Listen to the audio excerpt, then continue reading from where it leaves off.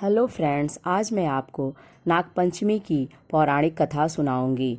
प्राचीन काल में एक सेठ जी के 7 पुत्र थे। सातों के विवाह हो चुके थे। सबसे छोटे पुत्र की पत्नी श्रेष्ठ चरित्र की विदुषी और सुशील थी, परंतु उसके भाई नहीं थे। एक दिन बड़ी बहू ने घर लीपने को पीली मिट्टी लाने के लिए सभी बहुओं को साथ चलने को कहा, तो सभी दलिया और खुरपी लेकर के मिट्टी खोदने लगीं। तभी वहाँ एक सर्प निकला, जिसे बड़ी बहू खुरपी से मारने लगी। यह देखकर छोटी बहू ने उसे रोकते हुए कहा, मत मारो इसे, यह बेचारा निरपराध है। यह सुनकर बड़ी बहू ने उसे नहीं मारा। तब सर्प एक ओर जा बैठा। तब छोटी बहू ने उससे कहा, हम अभी लौट कर आते हैं, तुम यहाँ से जाना मत। यह कहकर वह सबके साथ मिट्टी लेकर घर चली गई और वहाँ कामकाज में फंसकर सर्प से जो वादा किया था उसे भूल गई। उसे दूसरे दिन वह बात याद आई तो सबको साथ लेकर वहाँ पहुँची और सर्प को उस स्थान पर बैठा देखकर बोली, सर्प भैया नमस्कार। सर्प ने कहा, तू भैया कह चुकी है इसलिए तुझे छोड़ देता हूँ, नहीं तो झूठी बात कहने के कारण तुझे अभी डस लेता। वह बोली, भैया मुझसे भूल हो गई, उसकी क्षमा मांगती हूँ। तब सर्प बोला, अच्छा तू आज से मेरी बहन हुई और मैं तेरा भाई हुआ। तुझे जो मांगना हो मांग ले। वह बोली, भैया मेरा कोई नहीं है, अच्छा हुआ जो तू मेरा भाई बन गया। कुछ दिन व्यतीत होने पर वह सर्प मनुष्य का रूप रखकर उसके घर आया और बोला कि मेरी बहन को भेज दो।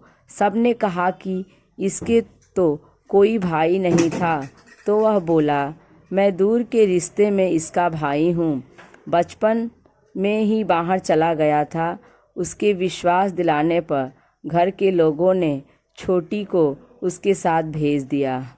उसने मार्ग में बताया कि मैं वही सर्प हूँ, इसलिए तू डरना नहीं और वहाँ चलने में कठिनाई हो वहाँ मेरी पूँछ पकड़ लेना। उसने कहे अनुसार ही किया और इस प्रकार वह उसके घर पहुँच गई। वहाँ के धन ऐश्वर्य को देखकर वह चकित हो गई। एक दिन सर्प की माता ने उससे कहा, मैं एक काम से बाहर जा रही हूँ, तू अपने भाई को ठंडा दूध पिला देना। उसे यह बात ध्यान न रही। उससे गर्म दूध पिला दिया, जिससे उससे मुंह काफ़ी जल गया। यह देखकर सर्प की माता बहुत क्रोधित हुई, परंतु सर्प के समझाने पर शांत हो गई। तब सर्प ने कहा कि बहन को अब उसके घर भेज देना चाहिए। तब सर्प और उसके पिता ने उसे बहुत सा सोना, चांदी, जवाहरात, वस्त्र, भूषण आदि देकर उसके घर पहुंचा दिया। इतना ढेर सारा धन देखकर बड़ी बहू ने ईर्ष्या से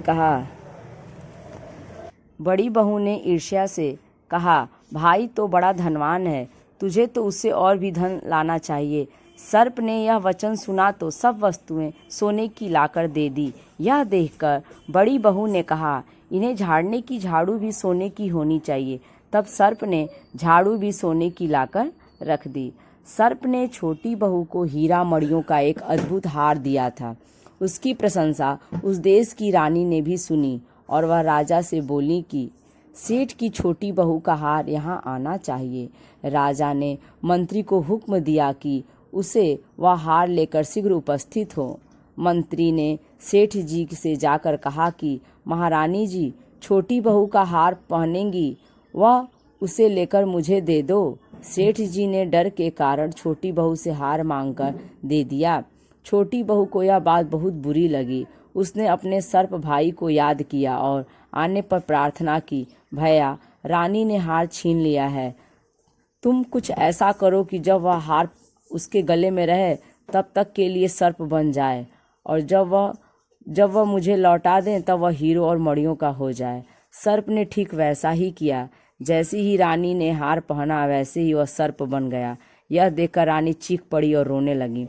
यह देखकर राजा ने सेठ के पास खबर भेजी कि छोटी बहू को तुरंत भेजो। सेठ जी डर गए कि राजा न जाने क्या करेगा। वे स्वयं छोटी बहू को साथ लेकर उपस्थित हुए। राजा ने छोटी बहू से पूछा, तूने क्या जादू किया है? मैं तुझे दंड दूंगा। छोटी बहू बोली, राजन, धृष्टता क्षमा कीजिए, यह हार ही ऐसा है कि मेरे गले में हीरो और मणियों का रहता है और दूसरे के गले में सर्प बन जाता है। यह सुनकर राजा ने वह सर्प बना हार उसे देकर कहा, अभी पहनकर दिखाओ। छोटी बहू ने जैसे ही उसे पहना वैसे ही हीरे मणियों का हो गया। यह देखकर राजा को उसकी बात का विश्वास हो गया और उसने प्रसन्न होकर उसे बहुत सी मुद्राएं भी पुरस्कार में दे दी। छोटी वह अपने हार और इन सहित घर लौट आई। उसके धन को देखकर बड़ी बहू ने ईर्ष्या के कारण उसके पति को सिखाया कि छोटी बहू के पास कहीं से धन आया है। यह सुनकर उसके पति ने अपनी पत्नी को बुलाकर कहा, ठीक ठीक बता कि यह धन तुझे कौन देता है। तब वह सर्प को याद करने लगी। तब उसी समय सर्प ने प्रकट होकर कहा, यह मेरी धर्म बहन के कारण आचरण पर संदेह प्रकट करेगा तो मैं उसे खा लूँगा। यह सुनकर छोटी बहू का पति बहुत प्रसन्न हुआ और उसने सर्प देवता का बड़ा सत्कार किया। उसी दिन से नाग पंचमी का त्यौहार मनाया जाता है और स्त्रियां सर्प को भाई मानकर उसकी पूजा करती हैं। यदि ये वीडियो अच्छी लगे तो लाइक करें और यदि मेरे चैनल पर नए हैं तो इसे सब्सक्राइब करें।